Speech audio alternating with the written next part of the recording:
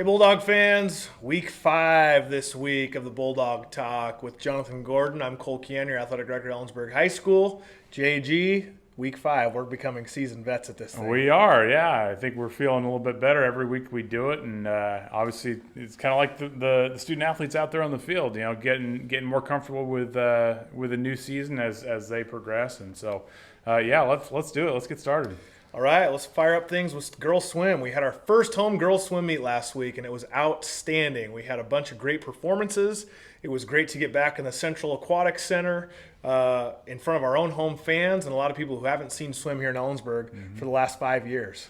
Yeah, that's a great, obviously we're not traveling large distances when we're going on the road to compete, but be able to swim in our own pool, if you will. I think we do our practicing at Memorial Pool, or no, do we do it at Central? We're back at Central now. It is okay. So I know it's kind of been back and forth, over the past few years, and so to be able to get the competition back in a pool with which we're very familiar, rather than having to travel 4 hours round trip to go to Prosser, or even hour and a half round trip to Sealer or Yakima. That's a fantastic thing, and hopefully regain some exposure for our swim program. Bingo. Right in our own backyard, and so it was exciting that we were able to have a meet there, and had some pretty good performances for sure. And it was, like I said, it was great to be back at the aquatic facility. The railing was lined up with fans. The kids enjoyed themselves. There was a lot of loud screaming, cheering each other on, and we were able to wrap up a second place finish at our home meet that we hosted. And that really was a springboard for later on in the week, which we'll talk about here shortly. But again, trailing only Sela in the point standings, and we know how dominant of a program they've had. So again, some really good season's best marks I think we had Wednesday, and then even topping some of those later on at the Yakima Valley Championships on Saturday. To get a second place finish against some familiar foes was a really good start to the week for us on Wednesday. Absolutely. And Eliana Fredrickson had a first place finish in the 200 free and the 100 best breaststroke, some of those times that you were talking about, season best. Exactly, and that's where you want to be this time of year, rather than backtracking, making those continued strides forth as we get towards the postseason. There's only, I think, one regular season meet left coming up this weekend before. We host on the 18th. Also, we do. Okay, so that's a new one. All right. Yep. Well, there you go. So we got two meets left before regionals over in Pullman at the end of the month. So that's certainly a good thing. But definitely, Wednesday was a good start to the week, and really I think it carried over to Saturday. With a fourth place finish, the Yakima Valley Championships, and 2 of those 3 teams ahead of us were 4A schools. 13 teams that were included in the Yakima Valley Championships, and we finished 4th. That includes 1A through 4A. So I'd say Coach Shayla has a pretty good thing going right now. Absolutely, and I was kind of looking at some of the numbers today, kind of putting those things together, and just to see the improvements in how we did, and against Sela, again. They were number 1. Eisenhower was number 2. West Valley number 3, and then Ellensburg number 4. Prosser number 5. Really, 2 through 5 were pretty closely contested as far as the scoring was concerned, and the points were a little bit different since there were more teams there, but so higher point totals. But again, individually, you've got Macy Holloway. Had 2 wins on Saturday. Eliana Schneider with a win in the 500 free, and then our 400 freestyle relay team, got a win. So especially when you got 13 teams there instead of your normal 4, 5, or 6 that we would see during a regular season, a non-championship, that's a really good outing by our swimmers. Yep, and this week they're competing at Lions Pool versus East Valley, Grandview, Prosser, and Sela, 10 a.m. start on Saturday. Yeah, so it should be good. Cross country, traveled up north to near Arlington to Lakewood, Washington, Lakewood High School up at Arlington, and ran at the Nike Hole in the Wall Invitational. A bunch of runners there, I think in the thousands. Yes. Elite gold and silver divisions, and we had a bunch of really good finishes. We did, and this is I think 41st annual event, so something that's done on an annual basis, and you've got swimmers from all over all over the West, not just the Pacific Northwest, Washington, Oregon, Idaho, Montana, I think British Columbia, there was some there, but there was I saw some student athletes from California, I think down in San Diego area, we were even up there for that. So, Yeah, like you said, there's 3 different divisions there. Our girls were in the silver division, which is the third highest of those divisions, and placed third. Pretty good. There was 343 racers and 43 teams, and we got third as a squad. Heck so yeah. that's a really good outing for them. The boys were in the elite division, which is the highest of those 3 divisions, and they finished 24th. But again, that's the elite of the elite as far as the West Coast is concerned. So to be able to be there and compete in that highest division, even though there were a lot of teams that ended up finishing ahead of them, if you take a look by comparison to all the schools that were there, because they're in that upper echelon, that certainly was a good outing. Well, and Coach Hashimoto has talked so many times this year about getting our kids, our boys and our girls, in competition. Like, not necessarily a race, but somewhere where they are pushing against another runner to where they can push themselves a little bit harder than what they thought, so they can run a little bit faster in preparation for hopefully a deep full season run. Exactly, and it's one thing to compete against the other student athletes in the CWAC.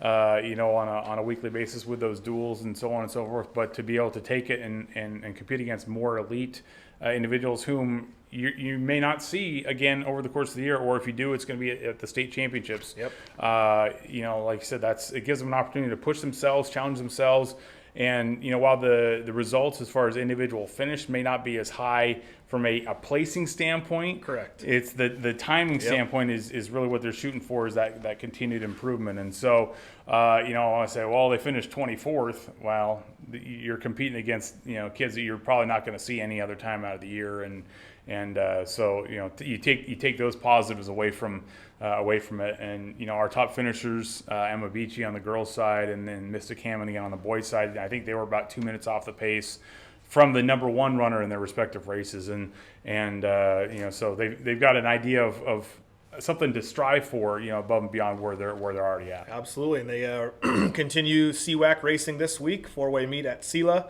down at Apple Ridge versus East Valley, Prosser, and Sela on Thursday, and then on Saturday, Coach has taken a couple Suburbans down to the Portland metro area for the Lewis and Clark cross-country invitational. There should be a good meet, and again, it's another opportunity to get better, to compete against some folks you wouldn't otherwise see, and I think we saw it a couple weeks ago when they did a league meet on Thursday and an invitational on Saturday, and saw some drastic moves up the ladder as far as timing was concerned on that Saturday meet after I would say dominating the league meet on the Thursday. For sure.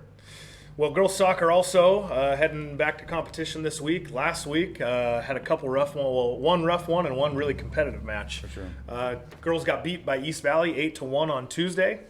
Amy Becker was able to get a goal in that game, her first of the season. Couldn't overcome a 5-1 halftime deficit. No, and that's it was going to be kind of interesting to see what was how that game was going to pan out, because we played East Valley. This is East Valley, number 1 in the league, and they're third in the RPI in the state right now. And we kept real close with them down at their place back in September.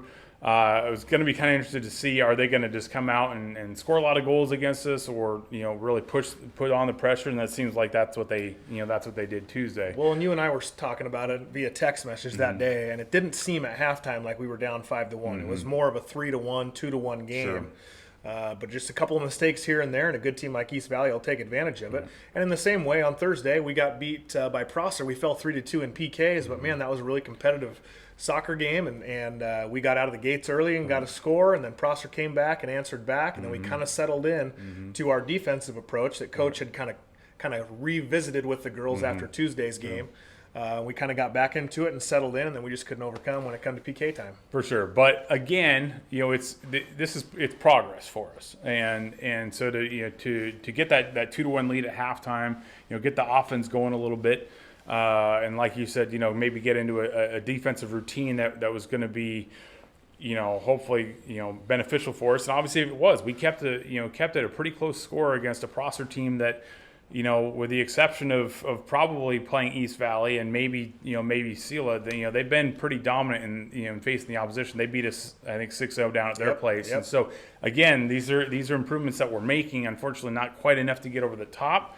But to force or to be in an overtime situation, to be a penalty kick situation, is certainly a sign of good things to come. And again, to only lose by a 3-2 score, and realistically, and that being in the PKs, I think that's kind of where we want to be if we're not getting the W's right now. At least we're keeping the good teams real close to us. Our girls are competing. They're going to continue to compete this week. They got Grandview on Tuesday after a reschedule. We were originally supposed to go down to Grandview, but Grandview couldn't get a bus, so then we had to flip-flop sites. So needless to say, we host them tomorrow, and then on Thursday we host Sela here at home again. Mm-hmm. And that's, we talked last week about the favorable end of the season schedule from a location standpoint. Absolutely. 5 of our last 6 being at home. Our only trip is going to Othello next week. So to be able to get Grandview here, these are kind of must-win games. So we're getting down to that wire but we're still certainly in the playoff hunt. I mean, you've got 3 teams that have kind of asserted themselves and have clinched postseason berths already, but we're only a game and a half behind the number 4 team right now. Right. And so we get a couple of these home wins against some of the teams that we're fighting for a spot with, and that's really what our schedule is looking like now. Sela's the only one out of our remaining schedule, I think, that's kind of asserted themselves above and beyond. But we, steal a couple wins, we're gonna, find ourselves in the postseason, and as we know, clean slate, anything can happen once you get to the playoffs. That's what's great about this league, is anything can happen at any time across the board in any sport. So, good luck to our soccer athletes this week. Volleyball with a couple big sweeps last week. We hosted Sela, beat them 3-0, and then we traveled up to Ephrata, the other 2 teams that were undefeated in conference play. And handed them a sweep as well. Absolutely, and that's that's the way you assert yourself. Say, hey, we've been the top dog for a number of years, and to take care of your 2 biggest rivals, if you will, and to do in a commanding fashion, is certainly where we want to be at right now. I mean, we pretty much clobbered Sela at home, with 2 sets where we more than doubled the score. I think we outscored them 75-44 in the 3 sets combined, and so things clicking for us in all facets of the game. And we had some big performances, with a couple of double-doubles against doubles, CU. baby. Yeah, Hazel. Not just a burger at In-N-Out. Exactly. Hazel Murphy, 14 kills, 14 digs against Sela, and then Casey Mayo, 14 assists and 11 digs. Aubrey Torno, 25 digs in 3 sets against Sela. That number's impressive. The performance was equally as impressive. Watching her dig balls was pretty impressive. And according to the recap and things like that, didn't make any. It was flawless as far as digging balls is concerned. And so really an excellent performance. Primetime players stepping up and performing against a primetime opponent. And the turn around on Thursday, go over to Ephrata. Always a tough place to play over in Grant County. And get a sweep against a team that probably thought they could hang with us, and we got first set was a little close, 25-22, but then 25-14, 25-17 after that, and Alana Mars, big game, 10 kills, 10 blocks. I was getting text messages during that game going, hey, Alana's having an incredible game tonight, so pay attention. I watched online, and sure enough, she is blocking balls straight down on the other side of the net. That's a really tough thing to do, and a tough thing to recover from if you're Ephrata. Absolutely. So that was, again, performances like hers. Aubrey Torno, already mentioned her, and Hazel Murphy, both had pretty good performances, and so again, we kind of build off that. Heading into this week, we've got Othello here to kind of close out the first round of the double round robin schedule at home Tuesday, and then go to East Valley Thursday as we start the second half of league play. And then of course Saturday they go up to Burlington for the for that invitational tournament where they go every year. Such a great event every year. Burlington's always a team we're competing against across the board in a lot of different sports, but they've been especially strong in volleyball, and I think that's a big draw for our coaches to get up there to see some of the best teams in the state. Absolutely, and that's exactly it. It's a little bit of a state tournament preview in a lot of instances, and we've been pretty successful up there the last several years, and again, like we've talked about before with some of these non-conference tournaments, is they don't count in the overall win-loss record because they're best 2 out of 3 situations, but it's an opportunity to compete against more of the elite programs that you're not going to see. You're going to have a hard time getting them to come over to Ellensburg for one match, or for sure, or vice versa, to travel that far just to play one match when you can play multiple programs that have asserted themselves, across the state on an annual basis, opportunity to play them and have it not hurt your RBI, not help your RBI, I guess, conversely. But, it's a good test for the teams that you're going to see 4 weeks from now at the state tournament. It's exactly what it is. Yeah. And you know what? All things considered, it's looking like we'll be back in the Dome playing at state. And we haven't fared very well the last few years. Right. We've gotten in, we've won a couple of games, but we've been out on the first day, and I think we're hoping to make it the second day. Finish. Coach Stickle's talking about finish. So good luck to our volleyballers. Well, football had an entertaining week of homecoming, and it culminated in a football game on Friday night that was equally as entertaining as the week was. It was, and Bulldogs got a 27-20 win against a 4A school in Wenatchee. And, a team that last year we played them in Moses Lake, they beat us by 4 touchdowns. That game, of course, was supposed to be Wenatchee, then got moved due to the smoke. But you're playing up in competition against, a school with a large enrollment. And it was really it was back and forth, especially once we got into the second half. I think we fell behind. We were down 14-10 at half. We got a safety late in the third quarter when the snap on the punt went out of the back of the end zone. All of a sudden, it's 14-12. And we kind of saw, the stuff that our defense has been doing the previous 3-4 weeks as far as shutting teams down. We kind of did that with Wenatchee in the second half once we were, in the game, and we, finally took a lead early in the fourth quarter. Joey Olson, heck of a game for him offensively and defensively too, but, three touchdowns for us. I think 166 yards rushing on 26 carries. Joey was fantastic. I mean, the bottom line is that the kid just ran hard. He ran often and did an incredible job. But I really, truly believe that the turning point in the game was Easton Armstrong's leg. Kicking field goals, kicking PATs. Wenatchee had an incredible kicker, both in kickoff and field goals. I think he kicked a 40-yard field goal at one point. And that's a tough thing. That can be demoralizing for a high school football team. Sure. But you know what? Easton Armstrong made his PATs. Exactly. He made the field goal opportunity that he had. Like, Joey ran the ball hard, but we had to put the icing on the cake, and that was Easton. And then even at the tail end of the game, we had a chance to score where Liam threw to Joey for a touchdown. Easton dots the T and crosses the T and dots the I with that PAT. So. Absolutely. And then our defense turned around and made a stop. Wenatchee was driving down the field. They're down 7 with under a minute to go, and they made some progress. I think we may have had a penalty along the way. I can't recall specifically. We did. We had a late hit out of bounds. Yep. And so Wenatchee's driving down the field. Then our defense turns around, makes a couple of stops. In fact, it was Nelson. Made back-to-back plays down by the goal line. When they're trying to throw the ball 30, 40 yards down the field to get into the end zone because they didn't have the field goal as an option at that point. So great job for him to come up and make those plays and preserve the victory for us. Well, and John Nelson learned real quick in the first quarter that number 5 was a pretty doggone good receiver, so he had to make sure he was on his A game the rest of the time. Absolutely. But ultimately, I think a lot of credit goes to the offensive line as well. I mean, Joey was running through some holes, and Chris Kokier had a couple carries for 20 yards, give or take.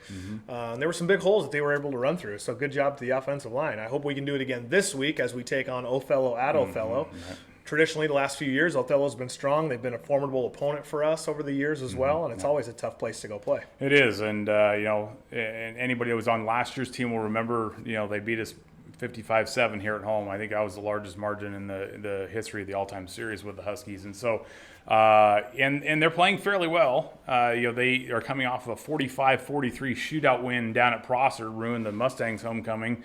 But you're right. They've been a good rival for us in recent years. I think they're starting to find their footing as well. So it'd be real interesting to see. But this is a key week for us. Really, our 3 remaining regular season games are all key if we want to have a chance to make it in the state tournament this year. And unfortunately, one of those is at home. With East Valley coming up the week after this. So it'll be interesting to see. But you take it one at a time, hang with the Huskies. I think our defense is pretty strong, one of the best if not the best in the conference. Spoken like a true coach. One game at a time, one play at a time. That's true, though, and he's 100% right. We got a bunch of opportunities the next 3 weeks to play really well and hopefully crack our way into the postseason for the football team. Yep. Well, hey, thank you, everybody, for listening again. Thanks to Ellensburg Community Radio for broadcasting this audio. And thanks to my good friend Jonathan Gordon here for coming and helping out once again. You got it. Thanks. Go Bulldogs.